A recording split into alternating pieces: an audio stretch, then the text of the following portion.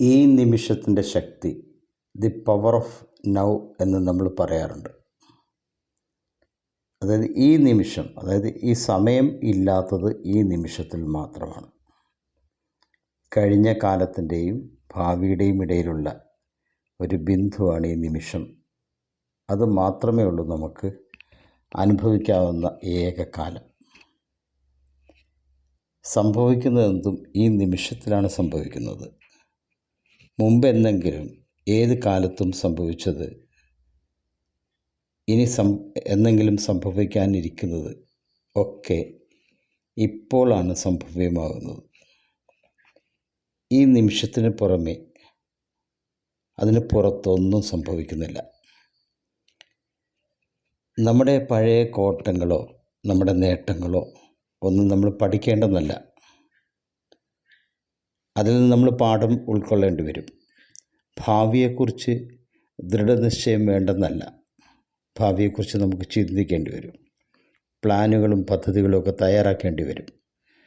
ഭൂതകാലം, ഭാവി, വർത്തമാനകാലം, ഈ മൂന്നിൻ്റെയും ഒരു തരം ബാലൻസിങ് ആവശ്യമുണ്ട്. നമ്മളെപ്പോഴും ഈ പ്രസൻറ്റ് മൊമെൻറ്റിൽ നിലനിൽക്കണം. പ്രസൻറ്റിൽ നിലനിൽക്കുമ്പോൾ നമ്മുടെ ഭാവി എന്ന് പറയുന്നത്, അഥവാ ഫ്യൂച്ചർ, അതും കൂടുതൽ പ്രസൻസ് ഉള്ള സമ്മാനങ്ങൾ കൊണ്ടുവരുന്ന ഒന്നായിട്ട് മാറും. പഴയ കാലത്തെ സംഭവങ്ങൾ ഓർക്കുമ്പോൾ ആ കാലത്തിൽ നമ്മൾ ഉടക്കിപ്പോകാതെ, അല്ലെങ്കിൽ അതിൽ മനസ്സ് ചെതറിയോ പരവശനായോ ഒക്കെ പോകാതെ ബോധപൂർവം വർത്തമാനത്തിൽ നിൽക്കാനാകണം. ബുദ്ധൻ ഇതിനകത്തൊരു നല്ല മാർഗം പറഞ്ഞു തന്നിട്ടുണ്ട്. ബുദ്ധനാണ് അതിലേറ്റവും നന്നായി ആദ്യം പറഞ്ഞിരിക്കുന്നത്. യഥാർത്ഥത്തിലുള്ള ഈ നിമിഷത്തിനെ യഥാർത്ഥത്തിലുള്ള ഈ നിമിഷമാണ് വർത്തമാന നിമിഷം എന്നാണ് ബുദ്ധൻ പറഞ്ഞത്.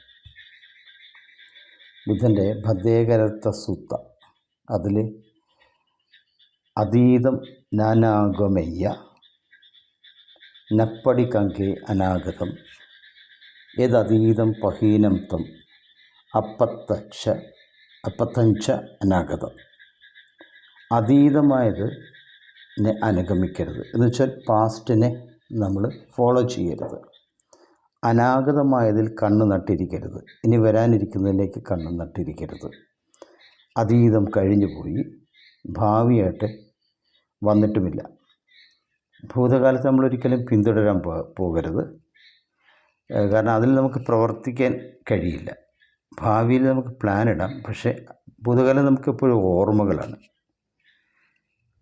ഭാവി യഥാർത്ഥ ഭാവിയല്ല, അത് സംഭവിക്കാൻ ഇരിക്കുന്ന ഒരു കാര്യം മാത്രമാണ്. ഈ നിമിഷത്തിൻ്റെ സാധ്യതകളെ നേരിട്ടറിയണം. ഈ നിമിഷത്തിൻ്റെ വിശാലമായ ഈ പരപ്പിലേക്ക് പോവുക. ഇപ്പോൾ അതിനെ പറഞ്ഞു തരുന്നൊരു ഉദാഹരണം, ഇപ്പോൾ പൂച്ചെടി, ഒരു പൂവിനെ നോക്കുക. ഓരോ നിമിഷം അതിൽ വൈവിധ്യങ്ങൾ സംഭവിക്കുന്നുണ്ട്. ഈ നിമിഷം കാണുന്ന വൈവിധ്യങ്ങൾ നമ്മളത് പൂർണ്ണമായിട്ട് അറിയുന്നില്ല. എന്താ കാര്യം എന്ന് വെച്ചാൽ, നമ്മൾ ഇന്നലെയും മെനിഞ്ഞാന്നുമൊക്കെയായി അതിൻ്റെ സങ്കല്പനത്തിലേക്ക് മാറുകയാണ്.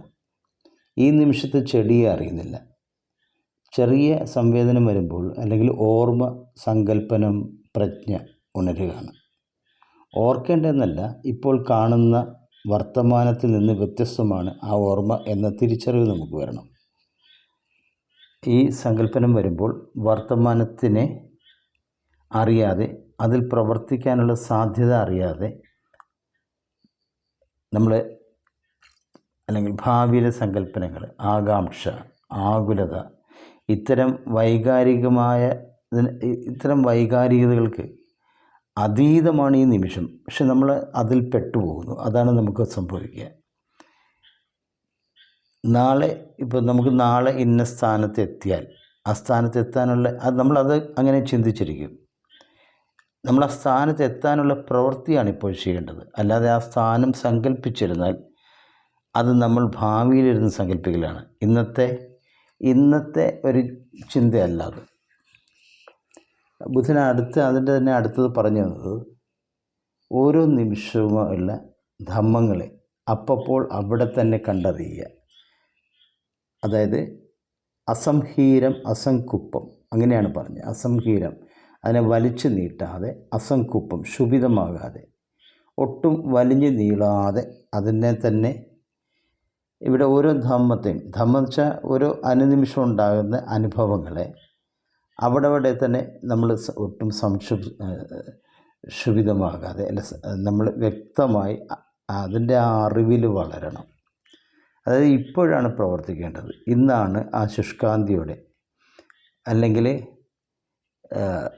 ഇന്ന് നമ്മൾ ശുഷ്കാന്തിയോടെ പ്രവർത്തിച്ചിട്ടുണ്ടെങ്കിൽ ഇവിടെ ഓരോ ധർമ്മത്തെയും ഈ നിമിഷം അവിടെ വലിച്ചിടാതെ നമ്മൾ ഇങ്ങനെ ചിന്തിച്ച് നമ്മൾ അതിനെ, അല്ലെങ്കിൽ മരണത്തിൻ്റെ മഹാസേനയുമായി തർക്കിച്ച് നിൽക്കാനാവില്ല നമുക്ക്. ഒരുപാട് നെയ്ത് കൂട്ടാം, പക്ഷെ നാളെ എന്തെന്നറിയില്ല. ഈ നിമിഷം അസംഹീരം അസംകുപ്പം അതിനെ കണ്ടറിഞ്ഞ്, തെളിഞ്ഞ രീതിയിൽ കണ്ടറിഞ്ഞ് പ്രവർത്തിക്കണം. അഹോരാത്രം ശുഷ്കാന്തിയോടെ തളരാതെ ഇപ്രകാരം വിവരിക്കുന്നവർക്ക് ഈ ദിനം എന്നുവെച്ചാൽ ഈ ദിനം അങ്ങനെ ചെലവഴിക്കുന്നവർക്ക് ഭദ്രമായൊരു ദിനം ആസ്വദിക്കാൻ കഴിയും. ശാന്തനായ മുനി ഇത് ഉദ്ഘോഷിക്കുന്നു. ഇതാണ് ബുദ്ധ വചനങ്ങളിൽ നമ്മൾക്ക് പറഞ്ഞു തരുന്ന ഒരു കാര്യം.